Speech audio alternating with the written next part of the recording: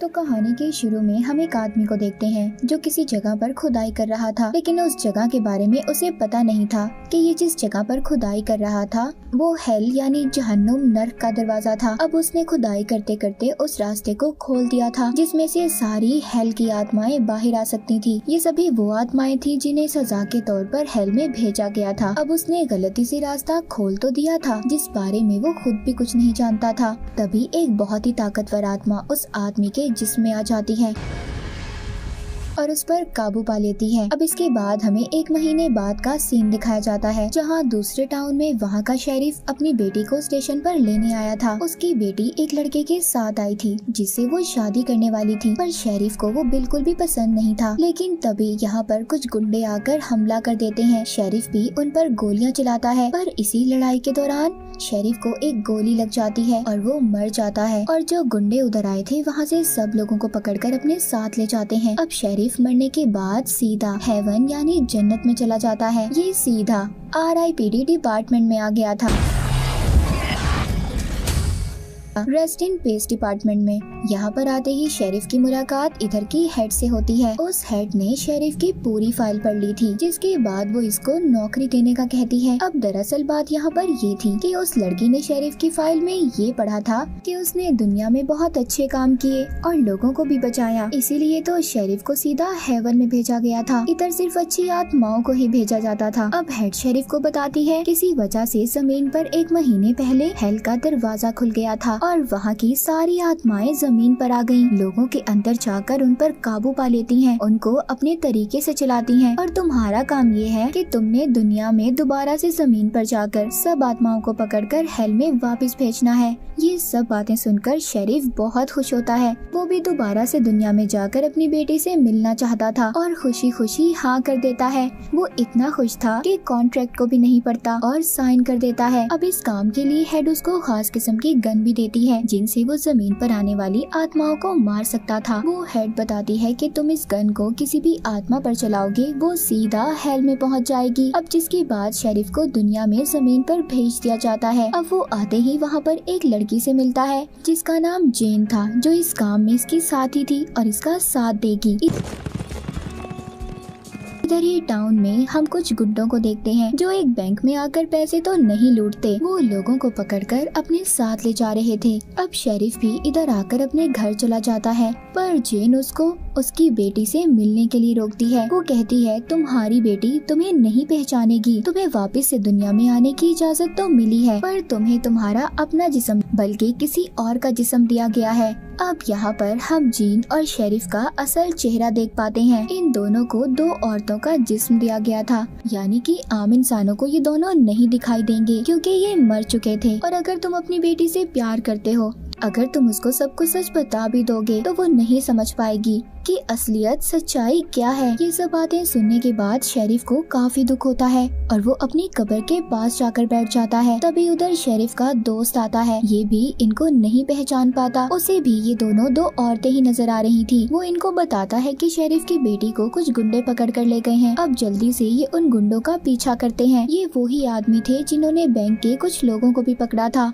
ये दोनों उनको पकड़ने का प्लान करते हैं। जेन उनके सामने जाकर बताती है कि मेरी बहन एक पहाड़ी से गिर गई है। जैसे हमें पता है कि ये दोनों औरत के रूप में नजर आते हैं। वो कहती है उसे काफी ज्यादा चोट लगी है, उसे मदद की जरूरत है। पहले तो वो मदद करने से मना कर देते हैं। जब जेन उनको पैसों का लालच देती है, अब उनके 2 आदमी मदद के लिए आते हैं, जहाँ पर जेन की बहन यानी कि शेरिफ नीचे गिरने का नाटक करता है। लेकिन अचानक से ये लोग उन्हें बहुत मारते हैं और उनका पीछा करते हुए वहां तक पहुंच जाते हैं जहां पर सब लोगों को पिंजरे में कैद करके रखा गया था, मगर उस पिंजरे को खोलना काफी ज्यादा मुश्किल हो रहा था। तभी उधर जेन को एक आइडिया आता है। उसके पास जादुई पानी था, वो एक आदमी के ऊपर फेंक देती है। दरअसल उस आदमी के सीने पर गोल निशान था। ये उन लोगों के जिस्म पर होता था जिनके अंदर हेल की आत्मा होती थी, इसीलिए जेन ने उस आदमी पर पानी फेंका था। अब जैसे ही ये पानी उसके ऊपर फेंकती है, उसके अंदर की आत्मा बाहर निकलकर पूरे पिंजरे में फैल जाती है, जिस वजह से पिंजरा टूट जाता है और सभी बाहर आ जाते हैं। उधर शेरिफ गन निकालकर आत्माओं पर चलाने लगता है और सबको दोबारा से हेल नर्क में भेज देता है। यहीं पर इनको स्किनी नाम का लड़का मिलता है, जिसके अंदर भी हेल की आत्मा थी और ये उस आत्मा के लिए काम कर रहा था जो उस आदमी के अंदर थी, जिसको हमने कहानी के शुरू में खुदाई करते देखा था। शेरिफ इसको भी मारने वाला था। वो कहता है तुम मुझे मारकर क्या करोगे, और मैं उस आत्मा का साथ इसलिए दे रहा हूँ क्योंकि वो बहुत ताकतवर है और उसके पास तुम्हारी जैसी गन भी है। मुझे गलती से हेल में भेजा गया है। वो आत्मा शेरिफ को बताती है जो उस लड़के के अंदर थी। मुझे गलती से हेल में भेजा गया था, मैं सिर्फ चोरी ही करता था, मेरा इतना बड़ा गुनाह नहीं था। अब शेरिफ उससे पूछता है उसे तस्वीर दिखाकर, ये आदमी कहाँ पर मिलेगा जो सब लोगों को अगवा कर ले जा रहा है। इन्हीं बताता है कि वो आदमी सबको पकड़कर उसी आदमी के पास ले जाता है जिसके अंदर हेल की खतरनाक आत्मा है और वो सबको उस जगह पर भेज देता है जहाँ पर हेल का दरवाजा है। पर कोई भी ये नहीं जानता कि उस आदमी का आखिर मिशन क्या है, वो क्या चाहता है। इसीलिए शेरिफ जेन भी स्किनी को लेकर उधर जाने का फैसला करते हैं। पहुंचकर देखते हैं कि सारा टाउन खाली था, उधर बहुत कम लोग थे। ये यहाँ के मेयर के पास जाते हैं और उसके होटल में कमरा मांगते हैं, पर मेयर दो औरतों को देखकर यानी जेन और शेरिफ को देखकर कमरा देने से मना कर देता है। पर ये दोनों अपनी गन दिखाकर उससे कमरा ले लेते हैं। जिसके बाद ये वहाँ पर टाउन की एक औरत से पूछते हैं कि टाउन के सभी लोग कहाँ पर हैं। वो औरत इनको बताती है कि टाउन के मेयर ने एक अफवाह उड़ाई थी कि पास ही एक गुफा में खुदाई करने पर बहुत सारा सोना मिलेगा, जिस वजह से लालच में सब लोग उधर चले गए और वापस नहीं आए। ये सोचते हैं कि हमें भी उस जगह पर जाकर देखना चाहिए कि आखिर बात क्या है। ये स्किनी को बांध कर चले जाते हैं क्योंकि अभी तक इनको इस पर भरोसा नहीं था।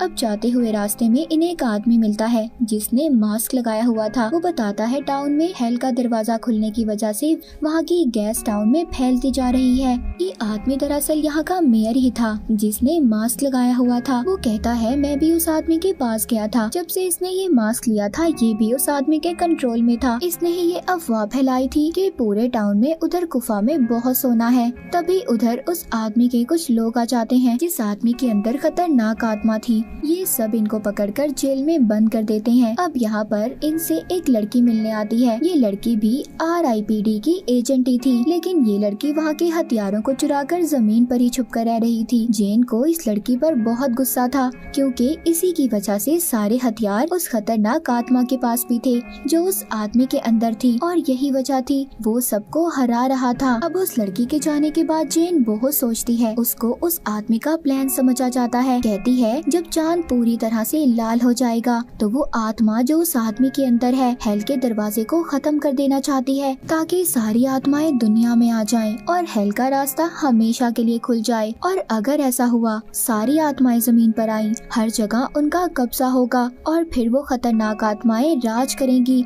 सब इंसान मिट जाएंगे।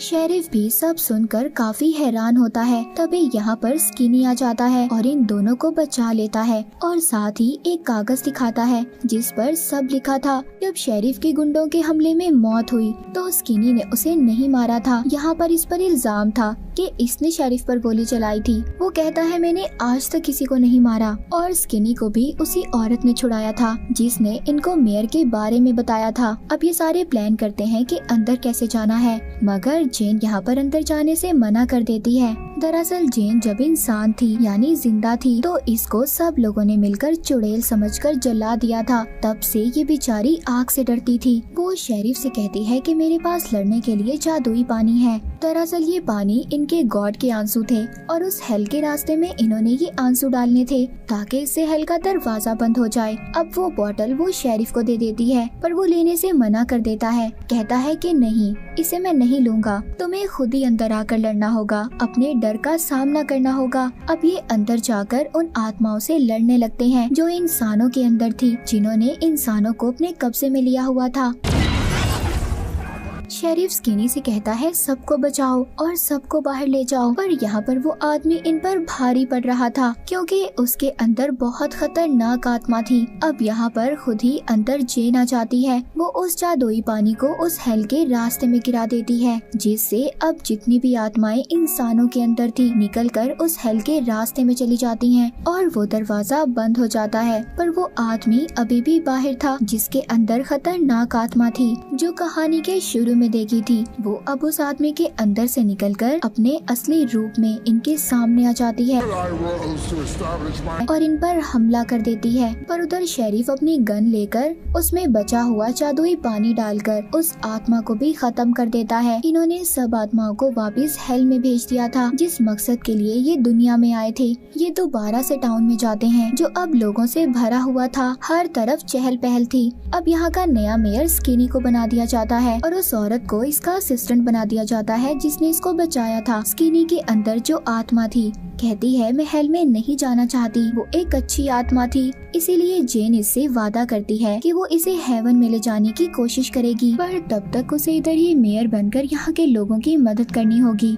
मूवी के आखिर में हम देखते हैं जेन और शेरिफ मिलकर शेरिफ की बेटी की शादी में जाते हैं जो अभी भी उन औरतों के रूप में ही थे। ये अपनी बेटी को बताने की कोशिश करता है कि वो उसके डैड हैं, पर वो कुछ समझ नहीं पाती। अब वो अपनी बेटी को गले लगाकर अच्छी दुआएं देकर चली जाती है, यानी कि शेरिफ अब चला गया था। वो जेन से कहता है कि मैं वापस RIPD जाकर आराम करूंगा, मैं वापस जाकर सुकून से रहूंगा हेवन में। तभी जेन हंसती है, कहती है लगता है तुमने सही तरह कॉन्ट्रैक्ट नहीं पढ़ा, तुम्हें अब इस दुनिया में रहकर 100 सालों तक RIPD का काम करना होगा, तुम आराम नहीं कर सकते। और इसी के साथ ये मूवी यहीं पर खत्म हो जाती है।